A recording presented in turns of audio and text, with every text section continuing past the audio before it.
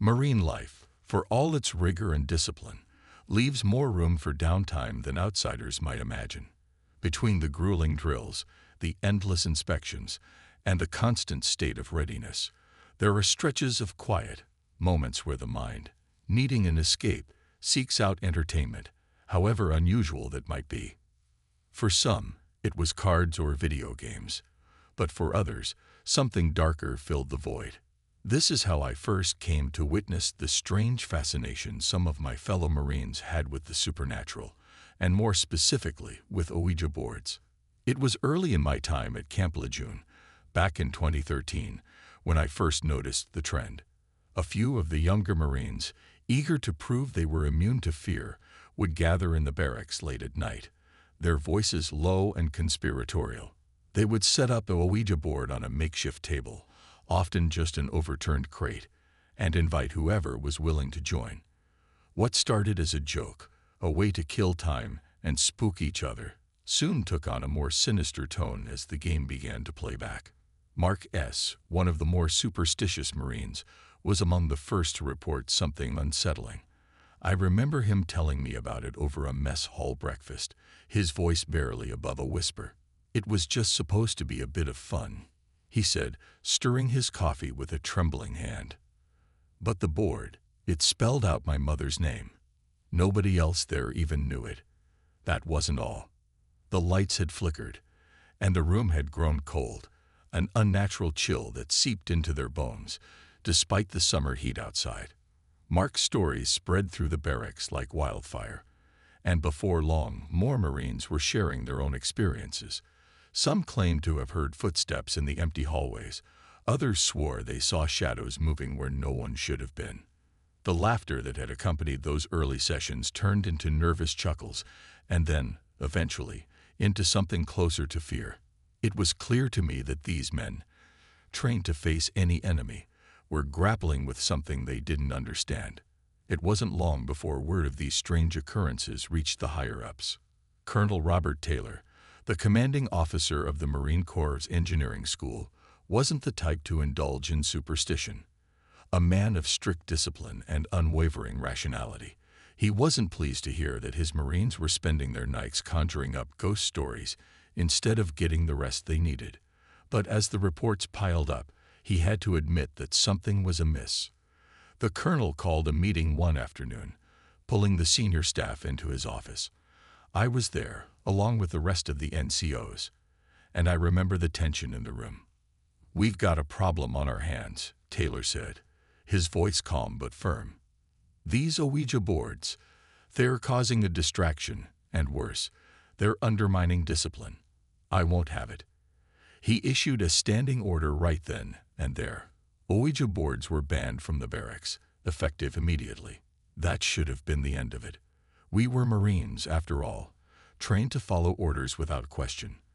But the ban didn't stop the stories, and it certainly didn't stop the fear. The men talked in hushed tones about the things they'd seen and heard, things they couldn't explain. Some were relieved by the colonel's order, hoping it would bring an end to the eerie events. Others, however, whispered that the ban had only made things worse. Despite the ban, there was a sense that whatever had been stirred up by those late-night sessions wasn't going to be put back to rest so easily. The barracks took on a different atmosphere after dark. The long hallways, once just places to shuffle through on the way to and from duty, seemed to stretch on endlessly, and every creak, every groan of the old building, was met with stiffened backs and quickened steps. It wasn't just the younger Marines who felt it, either. Even the more seasoned among us, men who had seen combat, who had faced real danger, found themselves uneasy. There was a weight in the air, a sense of something unseen watching from the shadows. And while none of us would admit it openly, we all knew that whatever was happening wasn't just in our heads. The fear was real, and it was spreading. Looking back, that was the moment when I realized we were dealing with something far beyond the usual challenges of Marine life. The strange happenings at Camp Lejeune were just the beginning, a prelude to the darker events that would unfold in the years to come.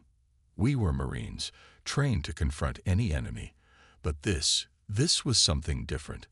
something we weren't prepared for. And as I would soon learn, the events that followed would leave a mark on all of us, a reminder that some battles can't be fought with weapons, and that some forces, once unleashed, can't be easily contained. The stories of those nights at Camp Lejeune would stay with me, a chilling memory of how the mundane can slip into the realm of the supernatural when least expected. After the ban was in place, I thought we finally put the whole mess behind us. But if there's one thing I've learned from my years in the course, it's that some things have a way of sticking with you, no matter how much you try to bury them. And that's exactly what happened with one Marine who decided he had enough of the strange occurrences at Camp Lejeune. This Marine, whose name I'll keep to myself, had always been more skeptical than the rest of us. He wasn't one to buy into ghost stories or supernatural nonsense. To him, the idea that a piece of cardboard and a plastic planchette could summon spirits was laughable. So when the strange happenings continued after the colonel's ban, he took matters into his own hands. One night, after another round of unexplained noises and flickering lights, he snapped. Frustration boiling over, he grabbed the offending Ouija board, took it outside, and smashed it to pieces.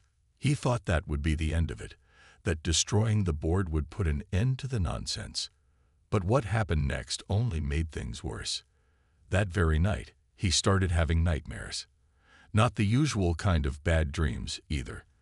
These were vivid, almost real, filled with dark, oppressive figures and an overwhelming sense of dread.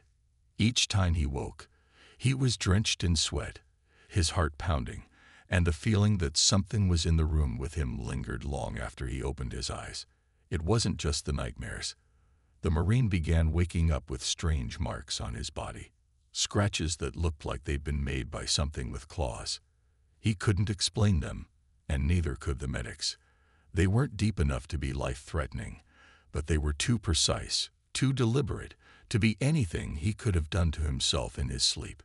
The barracks buzzed with rumors, and more than a few of us started to believe that by destroying the board, he'd angered whatever it was that had been trying to communicate. As the days turned into weeks, the situation only got worse. The Marine, once confident and sure of himself, started to unravel. He became withdrawn, jumping at the slightest sound, and there was a haunted look in his eyes that none of us could ignore.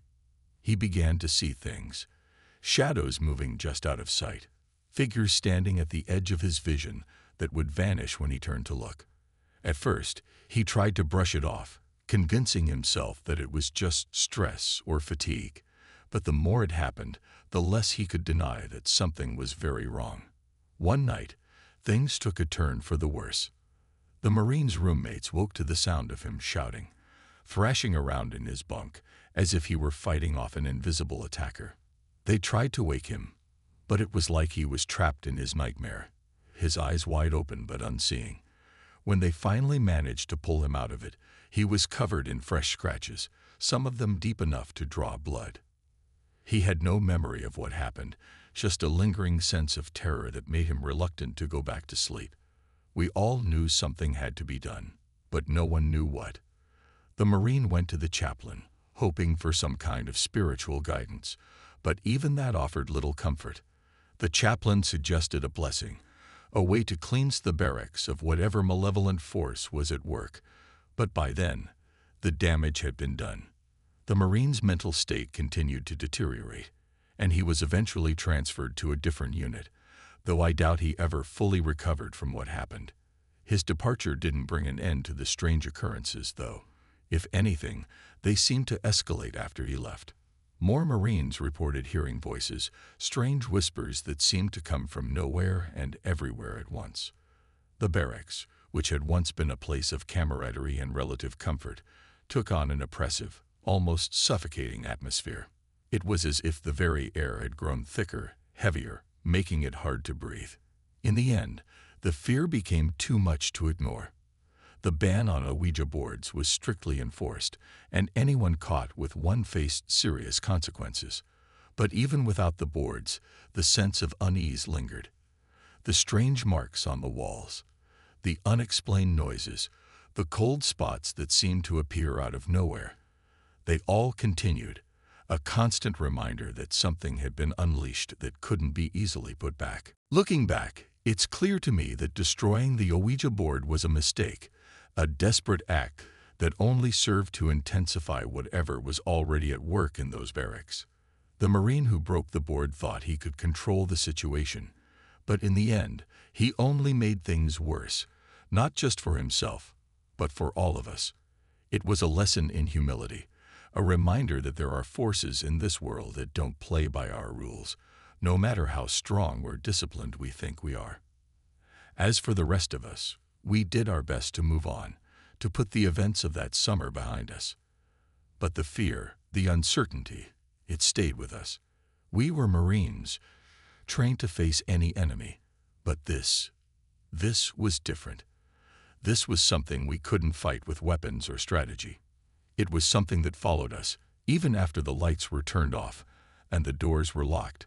A constant, unwelcome presence that we couldn't quite shake. The stories from Camp Lejeune spread far and wide, but they weren't the only ones that kept me up at night. A few years later, around 2016, I found myself stationed at another base, where the fear of Ouija boards had already taken hold. It was here that I first heard about Sergeant Major Duncan, a man who, by all accounts, was as tough as they come. Duncan was the kind of Marine you didn't cross, a no-nonsense gunnery sergeant with a reputation for being hard but fair. He'd been through more than his share of rough deployments, and nothing seemed to rattle him. At least, not until the incidents with the Ouija board began. The first time it happened, Duncan had been working late in his office. It was well past midnight, and the base was quiet, the kind of quiet that presses in on you, making you feel like you're the only person left in the world. He was finishing up some paperwork when he noticed something strange on his desk, a Ouija board. He didn't remember seeing it there earlier, and he sure as hell hadn't put it there himself. At first, he thought it was some kind of joke, maybe one of the younger Marines trying to mess with him. Duncan wasn't the type to let something like that slide, so he picked up the board and broke it in half, tossing the pieces into the trash.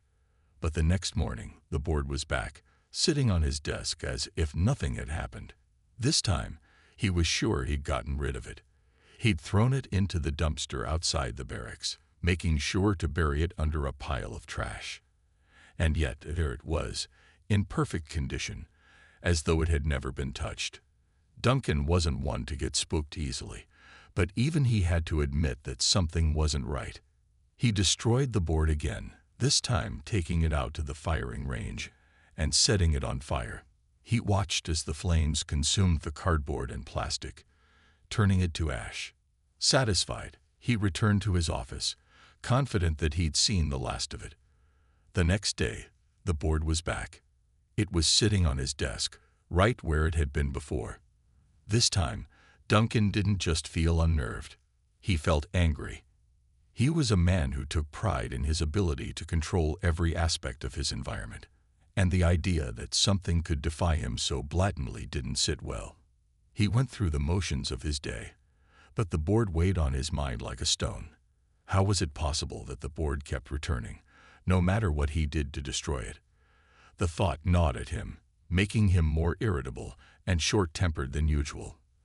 By the time the board appeared for the fourth time, Duncan knew he was dealing with something far beyond the ordinary.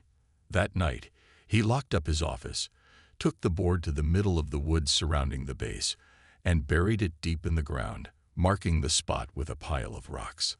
As he walked back to his quarters, he couldn't shake the feeling that he was being watched, that something was following him, just out of sight.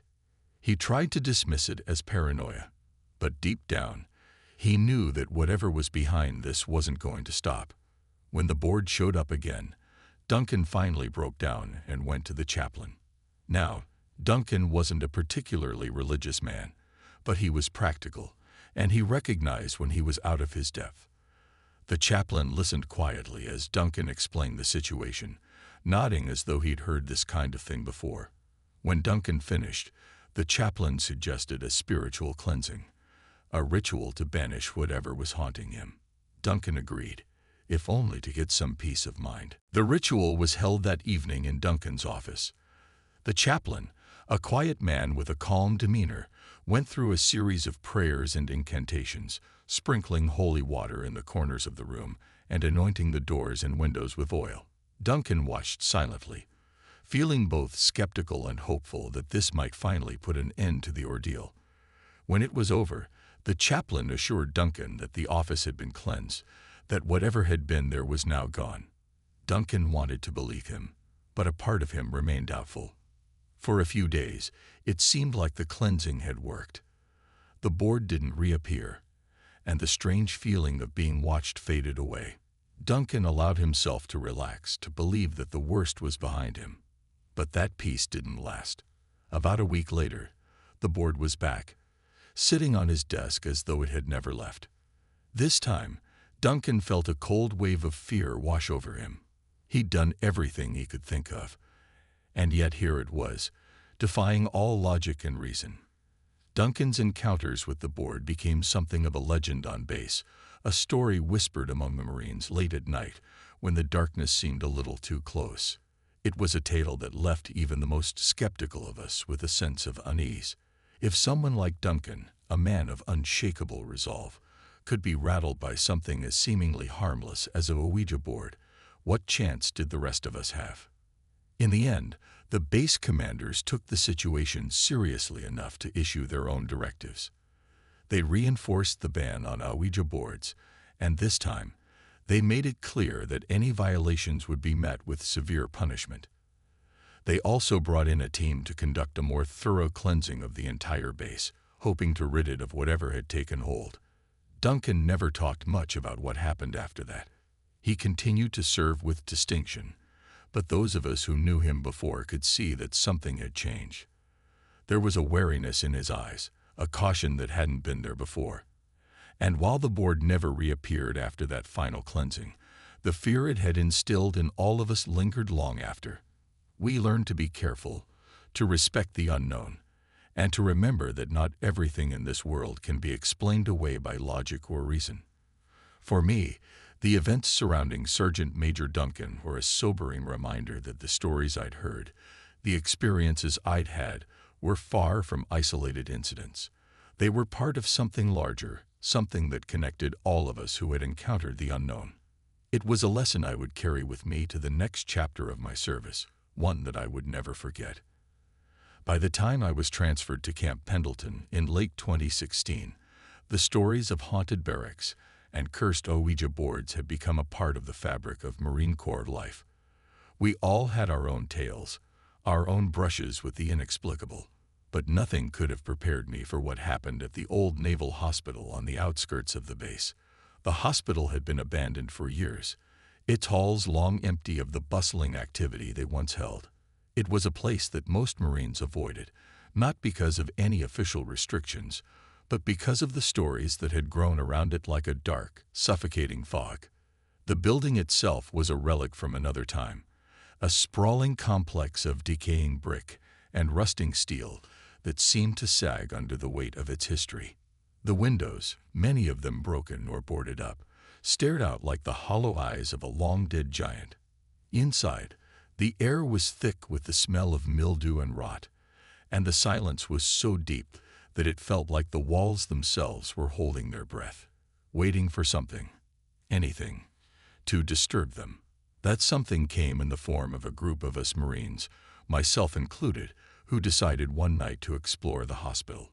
It was a cold evening in November, the kind of night where the wind howled through the trees, carrying with it the faintest hint of rain. We were off duty, looking for a way to kill time, and someone, no one remembers who, exactly, suggested we check out the hospital. It seemed like a good idea at the time, a way to shake off the boredom, and maybe test our nerves. We made our way to the hospital just after midnight, a group of 5 or 6 of us armed with nothing but flashlights and a battered old Ouija board someone had scrounged up from who knows where. The closer we got to the building, the quieter we became, until all that could be heard was the crunch of our boots on the gravel and the low whistle of the wind through the trees. The entrance loomed before us, a gaping maw of darkness that seemed to swallow the light from our flashlights before it could reach the walls. Inside, the hospital was a maze of long, twisting corridors and empty rooms, each one more decrepit than the last. The floors were littered with debris, broken glass, crumbling plaster, and the occasional rusted piece of equipment that had been left behind when the place was shut down. Our footsteps echoed off the walls, a hollow, ghostly sound that made it feel like we weren't alone. And maybe we weren't. We set up the Ouija board in what had once been an operating room, a large, open space with a skylight that let in just enough moonlight to see by. The room was eerily quiet, the kind of quiet that makes the hairs on the back of your neck stand up. As we sat down around the board, there was a palpable sense of unease, a feeling that we were intruding on something that didn't want us there. At first, nothing happened. We moved the planchette around the board, asking the usual questions. Is anyone there? What is your name? But all we got in return was silence. We were about to give up when the planchette suddenly jerked under our fingers, moving so quickly that we almost lost our grip. It spelled out a single word: Sam. We asked who Sam was, and the planchette began to move again, spelling out answers that made little sense at first. Soldier, accident, alone. But as the session went on, the answers became darker, more aggressive. Sam wasn't just a spirit. He was angry, full of rage and bitterness that seemed to seep out of the board and into the air around us. The temperature in the room dropped suddenly, and we could see our breath hanging in the air like puffs of smoke. Then things took a turn for the worse. The planchette moved violently, almost as if it had a mind of its own, spelling out threats and curses that none of us wanted to repeat. One of the Marines, let's call him Jay, suddenly shouted out, clutching his arm. When we looked, we saw deep red welts forming on his skin, as if something had scratched him. The room, which had been cold before, now felt suffocatingly hot, and the shadows seemed to press in on us from all sides. In the chaos that followed, we heard a loud crash from somewhere in the hospital, a sound that echoed down the empty corridors like a gunshot. That was all it took for us to bolt from the room, leaving the Ouija board behind as we ran for the exit. We didn't stop until we were back outside, gasping for breath in the cold night air, our hearts pounding in our chests.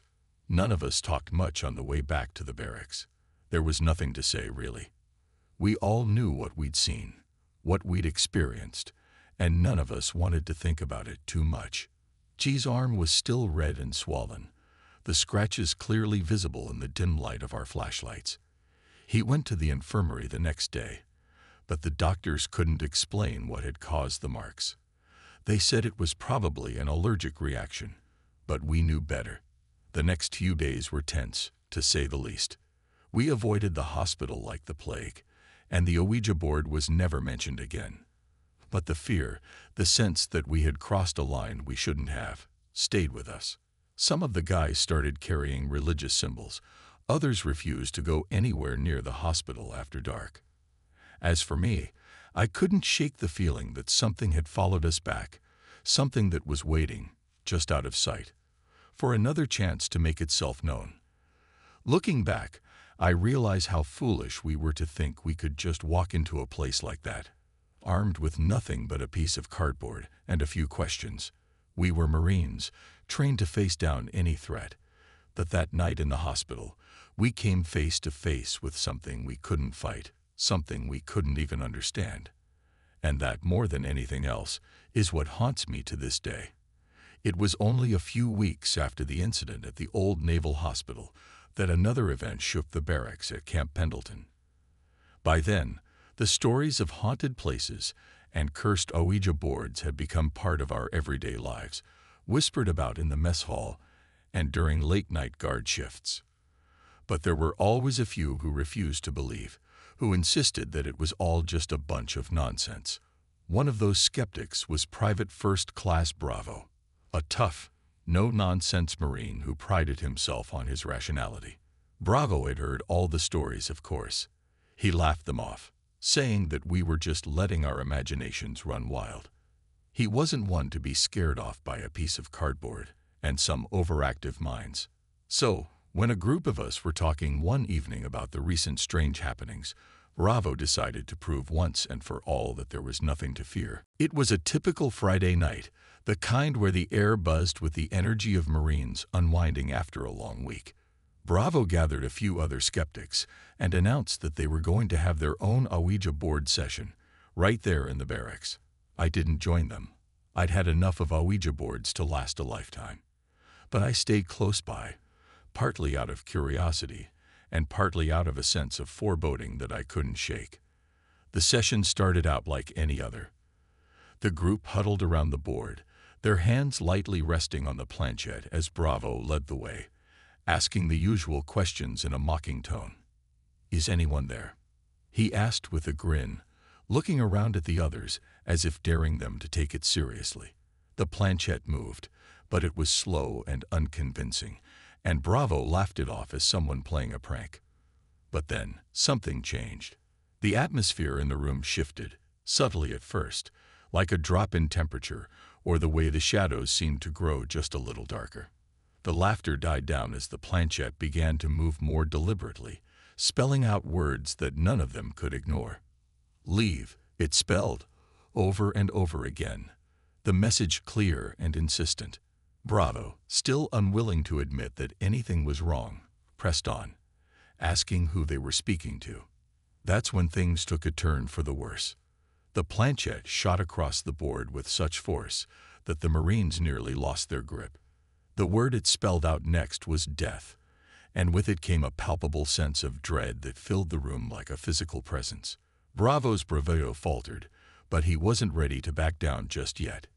He leaned in closer to the board, challenging whatever was on the other side. "Show yourself," he said, his voice tinged with a mix of anger and fear. He got his wish. In an instant, Bravo was thrown back from the table, his body slamming into the wall with a force that made the whole room shake. The other Marines jumped to their feet, but they were frozen in place, unable to move as Bravo writhed on the floor, clutching his throat. His face was contorted in pain, his eyes wide with terror as he gasped for air. It was as if something invisible had wrapped itself around him, squeezing the life out of him. The room erupted into chaos. Someone shouted for help, while another tried to pull Bravo to his feet, but it was like he was being held down by an unseen force. His skin was turning pale, and there were red marks appearing on his neck, like the imprints of fingers pressing into his flesh.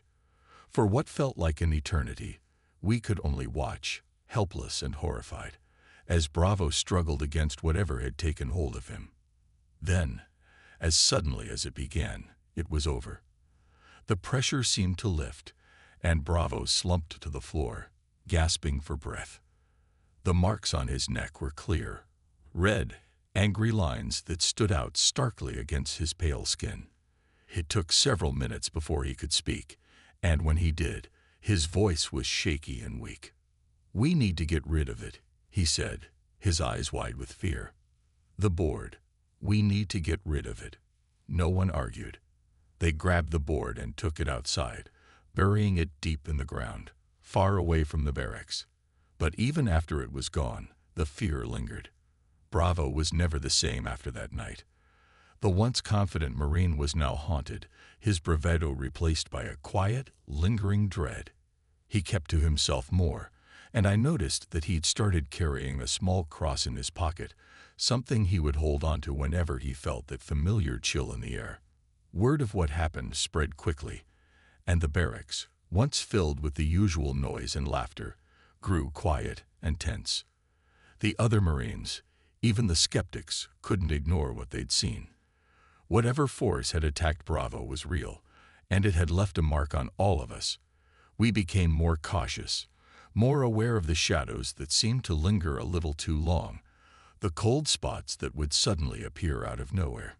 For me, the incident with Bravo was a turning point. It wasn't just about the fear or the strange occurrences anymore. It was about the realization that we were dealing with something beyond our control, something that didn't care about our training or our weapons. It was a humbling, terrifying thought, one that stayed with me long after I left Camp Pendleton. In the weeks that followed, the base commanders issued yet another warning about the use of Ouija boards, reinforcing the ban with even stricter penalties. But the damage had already been done. The barracks had been touched by something dark, something that couldn't be easily forgotten. We all carried that fear with us, a constant reminder that there are forces in this world that don't play by our rules, forces that can strike without warning, leaving us to pick up the pieces in the aftermath. After Bravo's terrifying encounter, the atmosphere at Camp Pendleton grew even darker. The tension in the barracks was almost unbearable, a constant, suffocating presence that we couldn't escape. We were Marines, trained to face the enemy with courage and resolve. But this was different. This was something we couldn't see, couldn't fight, and it left us feeling more vulnerable than any battlefield ever had. It wasn't long before a group of us decided that we had to do something, anything, to put an end to the terror that had taken hold of the base. We couldn't just sit by and let this thing continue to haunt us, to hurt us. So, one evening, a few of us gathered in one of the more remote sections of the base, away from the prying eyes of our superiors. We were a mix of believers and skeptics, but we all had one thing in common. We were desperate to take back control. We didn't have much of a plan, just a vague idea that we could somehow confront whatever it was that had been tormenting us. We brought along whatever we thought might help: a Bible, some holy water that someone had managed to get from the chaplain, and a crucifix. It felt almost absurd, standing there in the dark with our weapons slung over our shoulders, armed with items that felt so out of place in our hands. But we had to try. We couldn't just keep running from whatever this was. We decided to hold the session in the same room where Bravo had been attacked, as if facing the darkness head-on would somehow give us power over it. As we set up, the room was silent. The only sounds the faint rustle of gear and the slow, steady breathing of the men around me. The air was thick with tension, the kind that made every noise seem louder, every shadow seem deeper. We placed the Ouija board in the center of the room, and reluctantly, we all gathered around it. The same board that had caused so much fear and pain now lay before us, an almost innocent-looking piece of cardboard that belied the horror it had unleashed. We all hesitated before putting our hands on the planchette, knowing full well that this could be the moment we would regret for the rest of our lives. We began the session as we had before, asking if anyone, or anything, was there with us. At first, nothing happened. The planchette sat still under our fingers, and I could sense the others starting to relax, to think that maybe we had overreacted. But then, it started to move. Slowly at first, then with more force, it began to spell out words. Angry, bitter words that cut through the silence like a knife. The temperature in the room dropped suddenly, so much so that we could see our breath in the air. The shadows seemed to gather in the corners, pressing in on us, and a low, growling noise echoed through the room, though none of us could pinpoint where it was coming from. The sense of dread was overwhelming, and I could feel the fear rising in the others, their eyes wide, their hands trembling on the planchette. Then, without warning, the planchette flew off the board, crashing into the wall with enough force to shatter. At that moment, the lights in the room flickered and went out, plunging us into darkness. Panic set in. I heard someone shout, and the sound of boots scrambling on the floor as we tried to make sense of what was happening. The growling noise grew louder, closer, and I felt something cold brush past me, something that wasn't there a moment before. Instinct kicked in, and I fumbled for my flashlight, the beam slicing through the darkness as I desperately tried to find the others. The light caught something in the corner, a figure, dark and indistinct, standing just outside the circle of light. It was watching us, waiting, and I knew then that whatever it wasn't something we could fight. We were out of our depth, and it was only a matter of time before it made its move. One of the others, a Marine whose name I'll keep to myself, began reciting a prayer, his voice shaky but determined. The words seemed to hang in the air, a fragile barrier against the encroaching darkness. I joined in, my voice barely above a whisper, and soon the others did too. We huddled together, our voices rising in unison, trying to drown out the growling, the cold, the fear. The figure in the corner seemed to recoil at the sound of the prayers, and for a moment I thought we might actually be able to drive it away. But then it lunged. The room exploded into chaos as we were thrown back, our prayers cut off by the sheer force of whatever had hit us. I felt a searing pain in my side as I was slammed into the wall, and the last thing I remember before everything went dark was the sound of someone screaming, a long, drawn-out wail that seemed to echo in my ears long after I lost consciousness. When I came to, the room was silent. The lights were back on, flickering weakly, casting eerie shadows on the walls. The others were slowly getting to their feet, groaning in pain, but thankfully, everyone was alive. The figure was gone, but the fear remained, etched into our faces, our bodies. We were bruised, battered, and broken, but we were still here, still fighting, even if we didn't know how. That night marked the end of our attempts to confront whatever had been haunting us. We had faced the darkness, and it had nearly destroyed us. We knew then that this wasn't a battle we could win, not with prayers, not with weapons, not with anything we had at our disposal.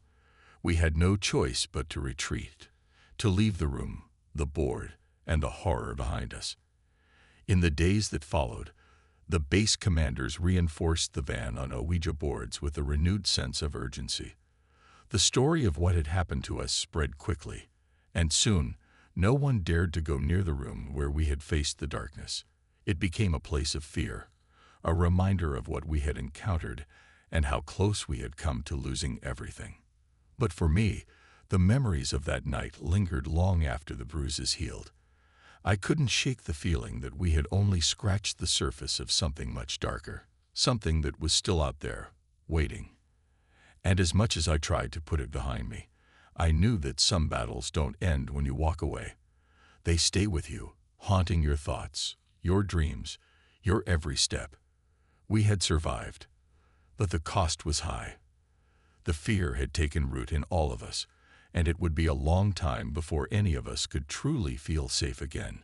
We had come face to face with something beyond our understanding, something that didn't care about our training, our courage, or our resolve.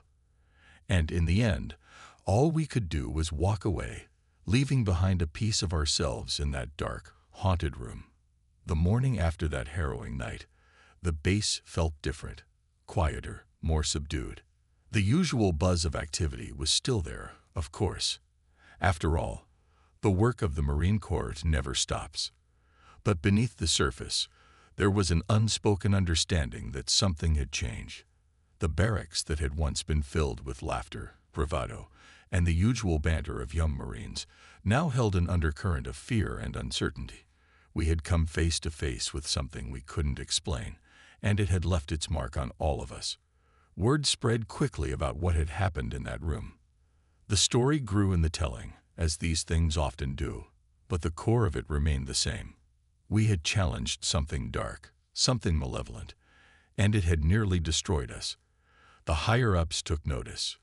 The base commanders, who had already been uneasy about the reports of supernatural occurrences, now acted with a sense of urgency that hadn't been there before.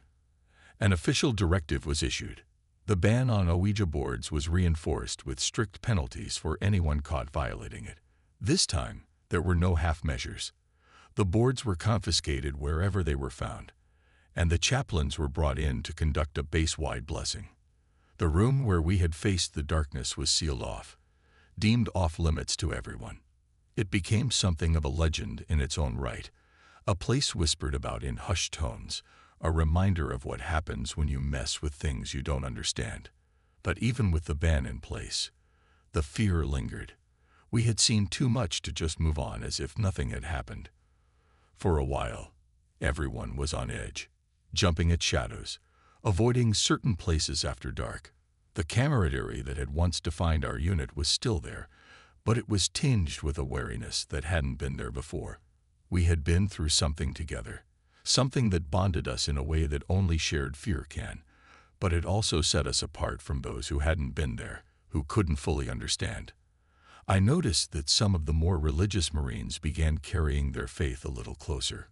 Crosses, prayer beads, and even small Bibles became more common, tucked away in pockets or worn around necks. Even those who hadn't been particularly devout before seemed to find some comfort in these tokens, as if they could ward off the darkness that we had encountered. As for the rest of us, we found other ways to cope, some through humor, making jokes that didn't quite reach their eyes, others through silence, burying the fear deep down where it couldn't be easily reached. For me, the experience left a lasting impression.